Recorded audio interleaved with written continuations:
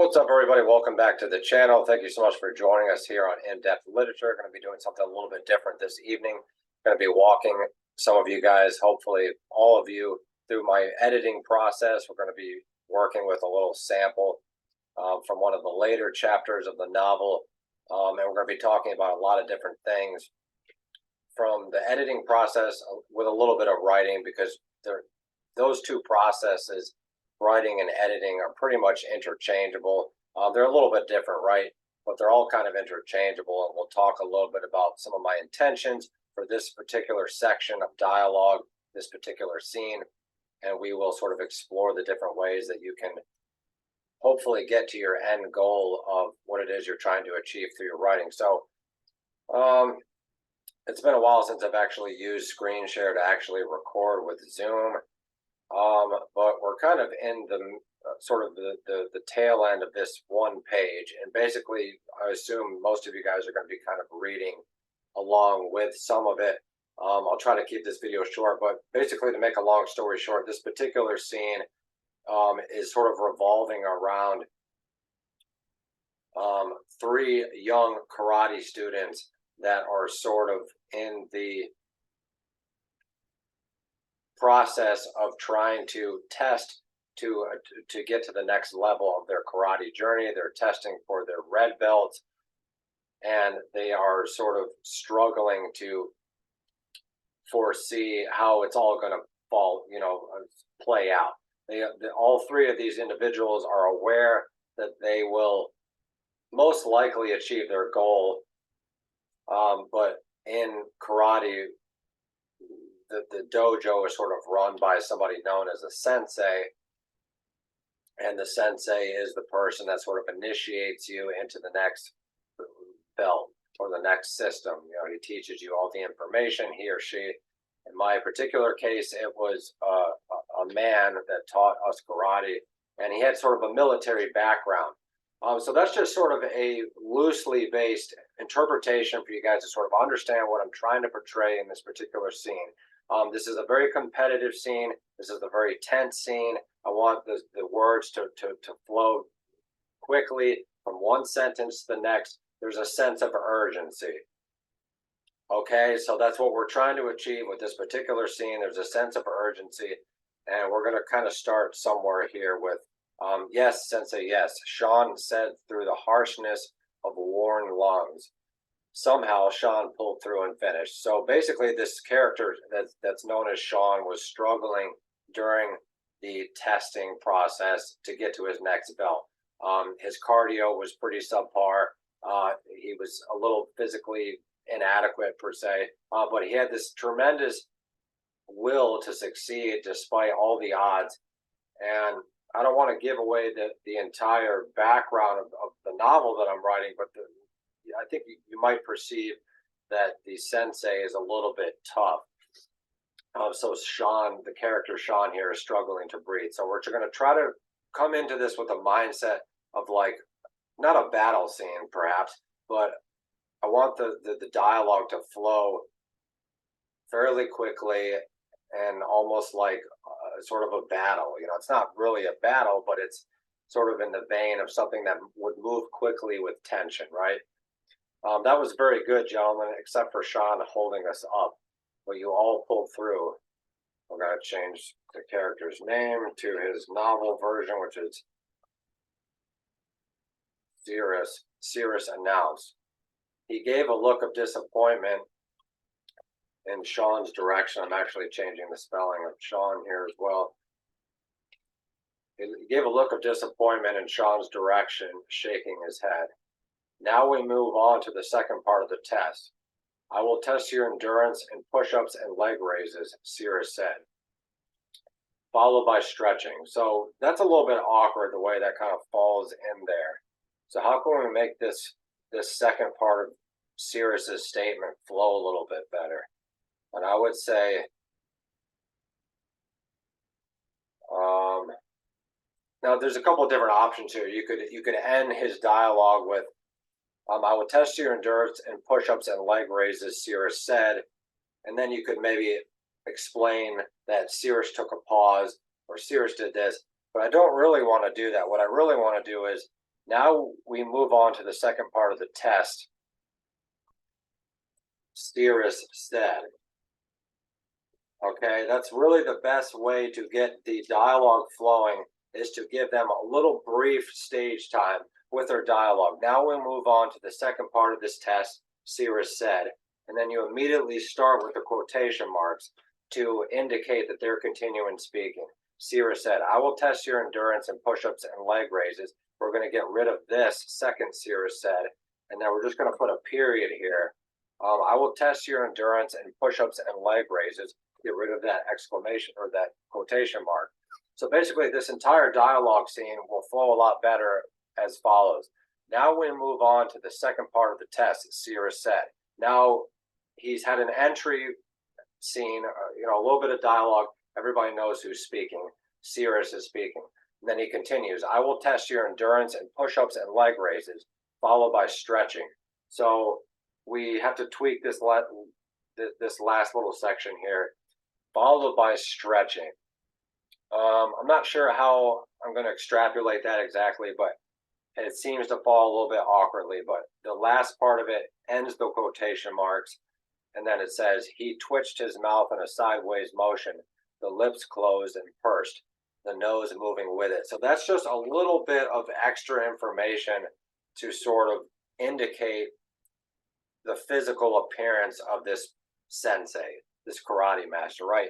Now we might go back and tweak it a little bit, but I think in terms of dialogue, now we move on to the second part of this test. Cirrus said, I will test your endurance in push-ups and leg raises, followed by stretching. It's pretty clear what's about to take place. The last rays of the evening sun came through the window. Just a little bit of a sort of a side panning, almost like you're writing a script, right? Just a little bit of a side panning on what's going on in the surrounding environment. Sean, Anthony, and Lawrence began the push-ups and leg raises. After several push-ups, their muscles were aching with fire and acid. So I think that part with fire and acid is fairly descriptive, but the part that I don't like is after several push-ups, their muscles. So we might have to, let's try to figure out a way we can sort of extrapolate a better flow to that sentence. Sean, Anthony, and Lawrence began the push-ups and leg raises. Well, they wouldn't be starting both the push-ups and the leg raises at the same time, right? So that's a mistake. So we just caught ourselves in a mistake, and that's how you fix it. Sean, Anthony, and Lawrence began, or I think just back here we said that, okay. So they're beginning, we have to establish what these three karate students are beginning with. Sean, Anthony, and Lawrence began push-ups, or began the push-ups. We could maybe take out the, but there we have it. After several push-ups, their muscles, so we already said push-ups too, right? So after several moments, perhaps, after several moments, after a few moments, after, how about after a short series? So we don't want to say push-ups again. See, that's tough. That's the tough part about writing. You don't want to repeat yourself. You don't want to use the same words over and over and over. So this is where the editing process gets very, very tricky and very, very sort of nuanced. Sean, Anthony, and Lawrence began the push-ups. Now we could even shorten that sentence and say they began the push-ups, but I want to reiterate who we're talking about here, right? So I say Sean, Anthony, and Lawrence began the push-ups. I don't really like the way that sentence ends, but I don't really know any other way of how to explain the fact that these individuals are doing push-ups. So I say Sean, Anthony, and Lawrence. Now that opens up a whole other can of worms of what sort of the immediacy of how you could construct the sentence. We could also say Sean, Anthony, and Lawrence beginning the push-ups, put it in like a sort of a present action tense. Sean, Anthony, and Lawrence. Or we could just say the trio, because I think everybody pretty much knows who we're talking about here. So I'm going to shorten that because I think there's too much name listing Sean, Anthony, look. So let's say the trio began the push-ups. I think that cuts off a little bit of extra unnecessary material. The trio began the push-ups. Perhaps we should bring Cirrus back here under Cirrus's command. Now we could cut out there, and we're going to say muscles aching. So that'll give an immediacy to the scene. Muscles aching. We're going to cut out that word. Muscles aching. Muscles aching with fire and acid. They proceeded or something, right? Or we could just say the trio began the push-ups under Cirrus's command, comma, their muscles aching with fire and acid. You see what I'm saying? So it's like you're blasting for dynamite or something. You're trying to find that hidden gem within all this sort of incoherent prose, unstructured sentences that you may have written at one point in time. This is where the editing is really crucial to cut out or decipher the unnecessary information. This is how you discover what's necessary. And I'm not saying that this particular draft that we're working on now is going to be the finished product, but I think we're getting a little closer to that end goal. The trio began the push-ups under Cirrus's command. Their muscles. So we could cut out that there. The trio began the push-ups under Cirrus's command. Muscles aching with fire and acid. Let's take out that there. I don't think it's necessary. The trio began the push-ups under Cirrus's command. Muscles aching. I'm almost tempted to put that there back in, but I don't think we necessarily need to. Next to them, now who's them? Next to them, Sean was debilitated into exhaustion as he did the push-ups. So how can we restructure this sentence to make it a little more meaningful? Right? Because that's what we're trying to do. We're trying to make every single sentence at least 95% meaningful. Of course, when you're writing, you have to sometimes use extra words to get your point across. So I don't think we need to say next to them. We could just say Sean was debilitated into exhaustion as he continued, right? As he continued. That way we cut out that monotony of saying push-ups again. So you kind of see what I'm achieving here, what I'm trying to achieve. You have to use variety too. You don't want to say the same words over and over again. The trio began the push-ups under Cirrus's command, comma, muscles aching with fire and acid.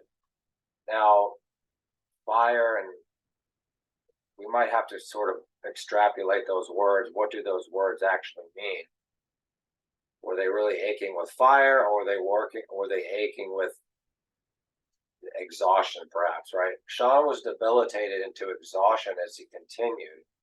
That's a pretty solid sentence. Cirrus's commands echoed through the room. Okay, so basically, these three students, Sean, Lawrence, and Anthony, are all testing to get to the next level, testing to get to the next karate belt under the same exact circumstances. But as you can see, one of them is struggling quite a bit, and it's pretty much Sean.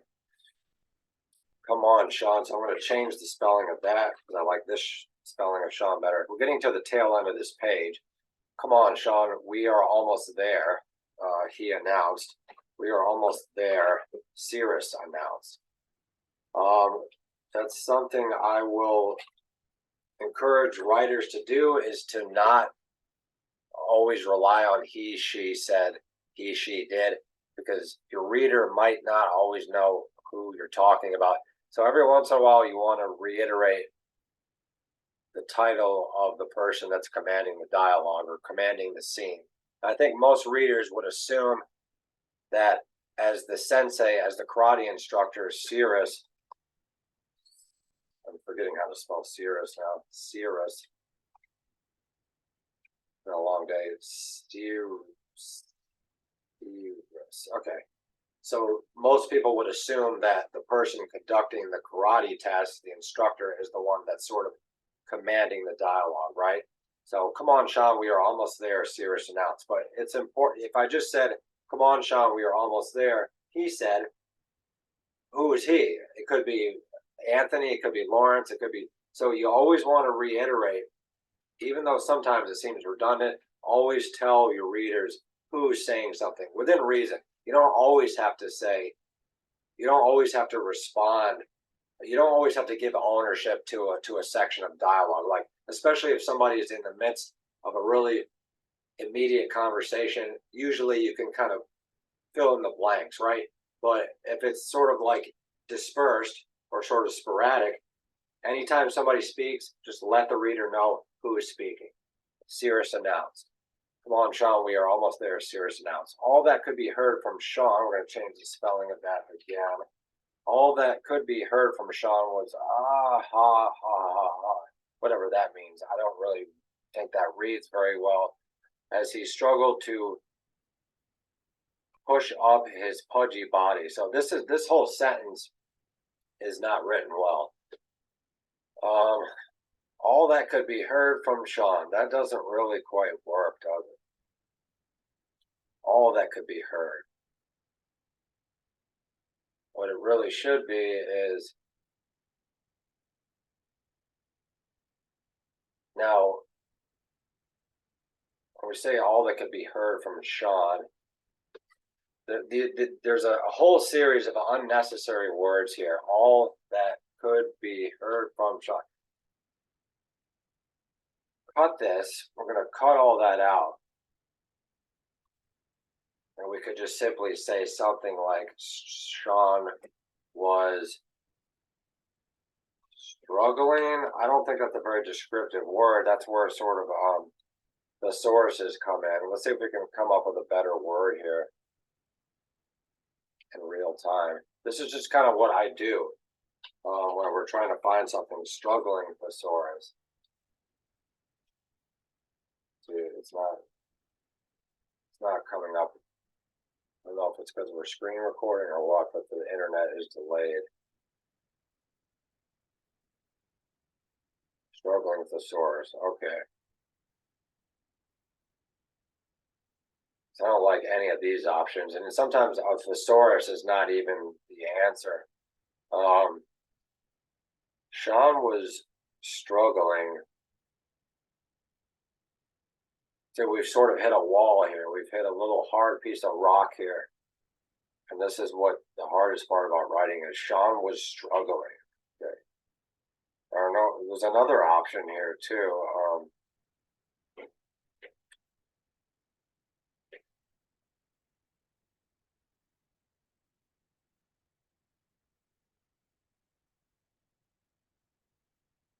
I just don't think this is going to, this part here that Sean's dialogue, that doesn't seem like it's going to read to the reader, you know, in a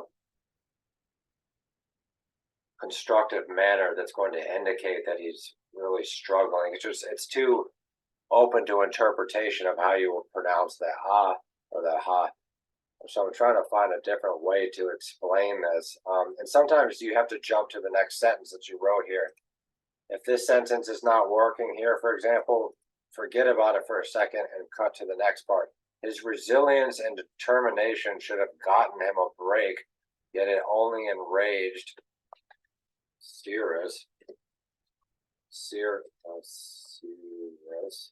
in his vision of correcting Sean into a demeanor void of failure and weakness.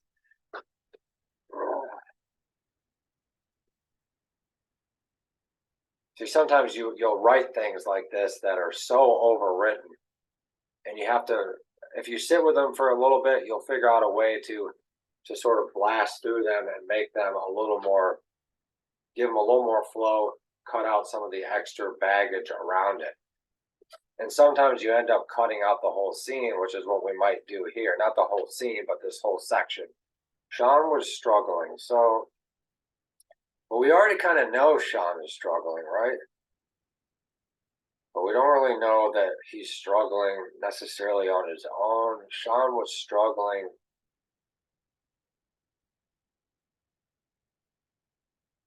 I'm just going to try to clear some of this up through resilience to continue. That sort of clears it up a little. Sean was struggling I don't really like through resilience to continue. Sean was struggling.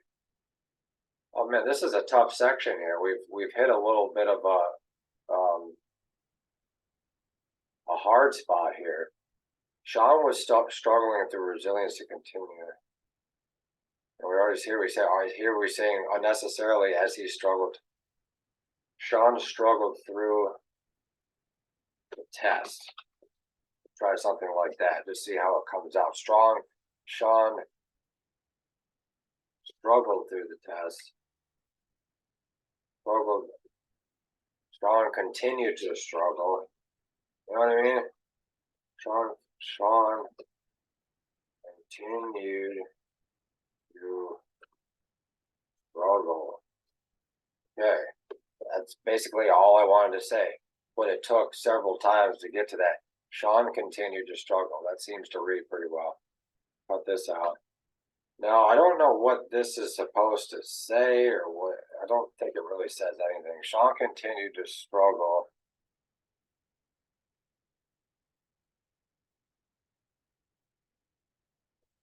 You have to be very careful of the words that you use. Sean continued to struggle, comma. I was going to say sweating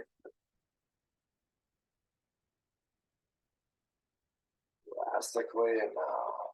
Sean continued to struggle. Maybe we'll just leave. Have a nice little Ernest Hemingway sentence there. Sean continued to struggle. His resilience and determination should have gotten him a break. Yet it only enraged Cyrus. This whole thing is going to be cut. I'm going to just kind of keep it in the background here in case we want to extrapolate a little bit of it. Sean, how about this? Sean's struggle only infuriated Cyrus. There we go. Sean's struggle only infuriated Cyrus. So we see what I mean? We've solved this problem here with his resilience and determination should have gotten him a break, comma, yet it only enraged Cyrus in his vision of correcting Sean into a demeanor of failure. Too wordy, too much. So we're getting rid of all of that crap and we're cutting it down to Sean's struggle only infuriated Cyrus. The power of words, man. You know what I'm saying? That's just so much more immediate. It's a little bit more sparse. You know, it's kind of going towards the marrow of what I'm trying to say without all the extra shit. But you kind of see what you can do. We cut out all that extra, took off all the icing on that cake, and just Sean's struggle only infuriated Cyrus. All right, we're going to try to finish this page here, and then we'll call it quits. All right. Let's see. Sometimes you have to kind of figure out what it was you were trying to read in the first place or what it was you were trying to write in the first place. All right, Sean, don't give up now. You've got 10 more to go. Cyrus announced. Now, we got too many announcements going on here, so let's just say Cyrus said. And something else you can do to kind of mix up or give variety to the word structure is you don't always want to say so-and-so said. Sometimes you want to say said so-and-so. For example, you know, Cyrus is kind of commanding this dialogue section. So I don't always want to say Cyrus said. Sometimes I want to say said Cyrus, or sometimes I want to add a little bit of description of how he was saying it. Cyrus said madly or something. Not that I would write that, but Cyrus said, demonically or whatever the case is. So we have all right. I don't even know how to really spell all right. There's two different versions of it. All right, Sean. And so you have to read your dialogue to make sure it sounds probable too, right? All right, Sean, don't give up now. See, this wants me to turn it to gotten. You've got 10 more to go. Now, obviously, that's not very proper grammar, but that's how people talk. You've got this amount of debt. You've got 2 kids. You've got a beer. You've got whatever. So, I'm trying to keep it in sort of a realistic context of how people would communicate. So he's saying, all right, Sean. I don't really like all right, though. So let's cut out that. Say, Sean, exclamation point, Cirrus said. Now we continue with the dialogue. That's another beautiful thing you can do. Make the dialogue better. Sean, Cirrus said, don't give up now. You've got 10 more to go. And then we can cut out this Cirrus said, because we already know that Cirrus is saying this. Okay? So that's kind of, you see what I'm saying? You have to cut out all the confusion. In the students' confusion, speaking of confusion, in the students' confusion, they had assumed Cirrus. See, we haven't even edited this part to change the names. In the students' confusion, they had assumed Cirrus was counting right. In the students' confusion, they had assumed Cirrus was counting right. After a moment, Anthony and Lawrence, relieved that they had all finished fairly, yet Ralph had included an extra round of push-ups for testing his will and strength. So this is another load of unnecessary information.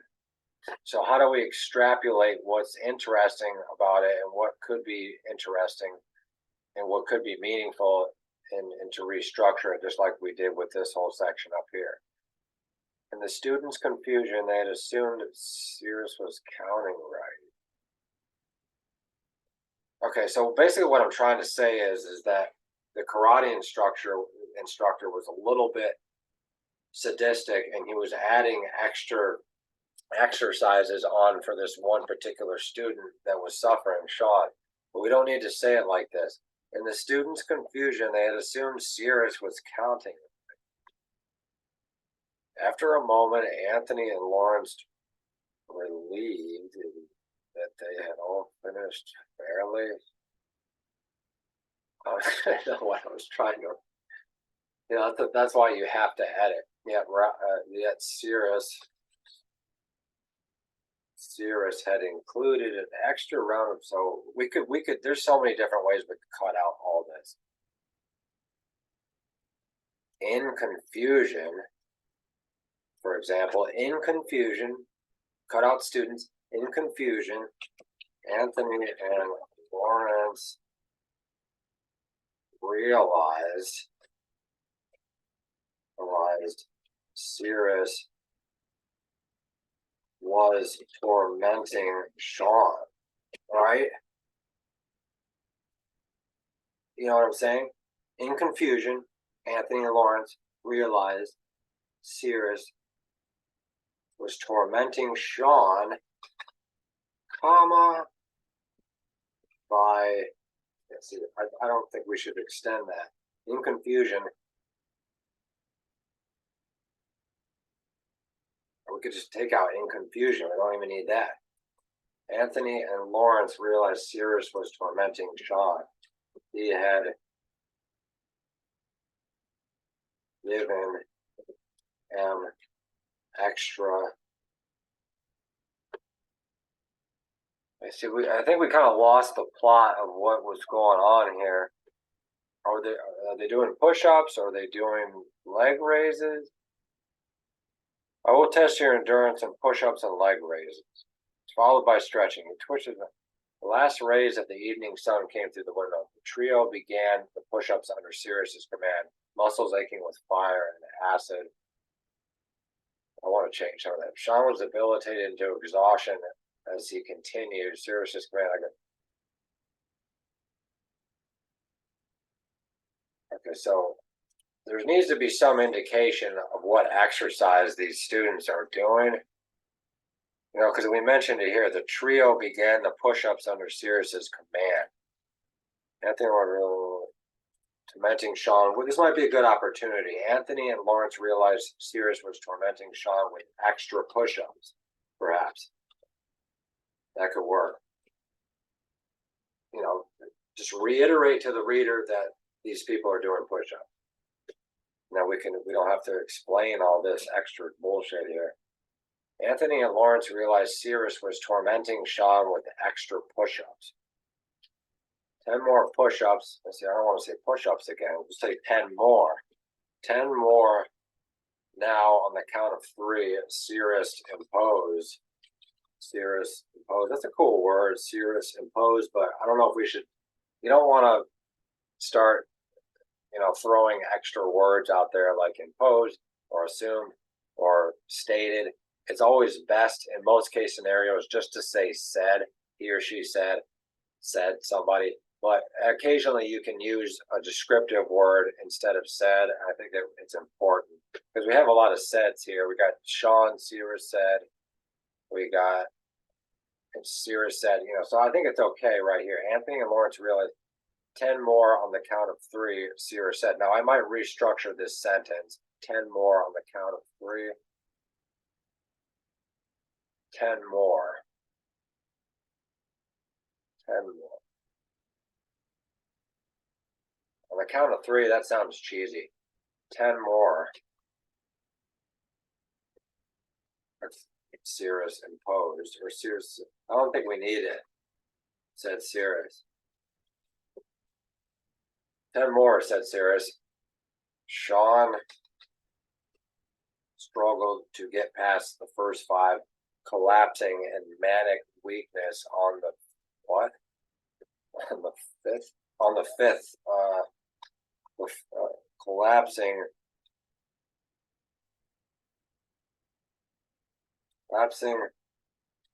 in weakness for reaching the 5th, or collapsing in weakness on the 5th. On the 5th, that's not very clear what we're talking about. 10 more, said Sirius. Sean struggled to get past the first 5. I don't really like that. It's too wordy. Sean struggled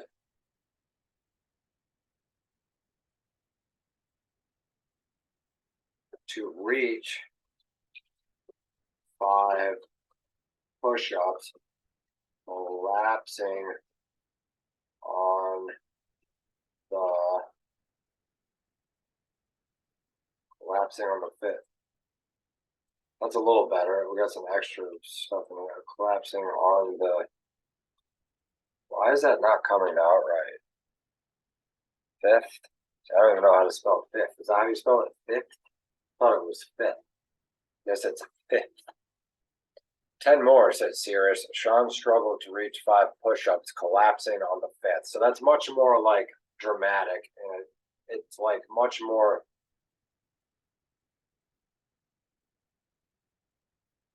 I always say it's much more cinematic. I hate to use that word, but it's like it moves better. 10 more, said Sirius. Sean struggled to reach 5 push-ups, collapsing on the 5th. So you get the idea that he's really struggling here. So before that's how I add it.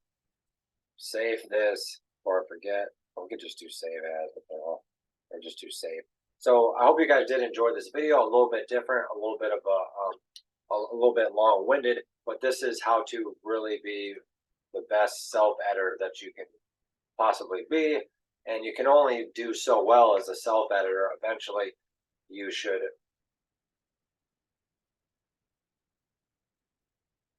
put your work into another editor's hands. The reason why I'm pausing so much is because I'm trying to avoid using the word It's a big thing we're trying to achieve here. So in a nutshell, this is how I edit. It's not an easy process. It can often be very debilitating, very depressing, very, very time consuming. But every once in a while, if you stick with it, like you've seen here, something looks wrong here. Don't give up now. Don't give up. Only 10 more to go. How about that? Don't give up. Only 10 more to go. I think that's a lot. The sentence was too wordy. So like I said, the editing never ends. I'm constantly scrutinizing this, trying to get it to flow a little bit better. And you'll find that when you're writing dialogue especially, you want it to flow like a play, right? And you want your novel to kind of flow like a play.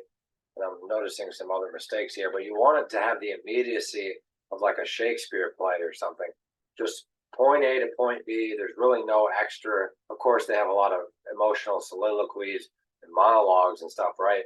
But sort of the nature of the way that a play is structured, that immediacy, that excitement, that sort of brutality of the way that they unleash the information, you want to get that, a little bit of that into your novel. Now, having said that, with a novel, you can obviously add a lot of extra information. You've got foundation, you've got, extra avenues to work with, right? That you wouldn't have with a play. But you want sort of the immediacy of the play of a really good play to sort of inhabit your novel. So let's stop rambling here. Thank you so much for watching. We'll talk to you guys real soon. Make sure you guys follow me on Instagram at Andrew Marlowe Artist Official. Send me an email at andrewmarlowe22@gmail.com if you have any questions about the channel or literature or writing or anything under the sun. Make sure you guys go check out the different playlists that we've been curating. We'll talk to you guys very soon.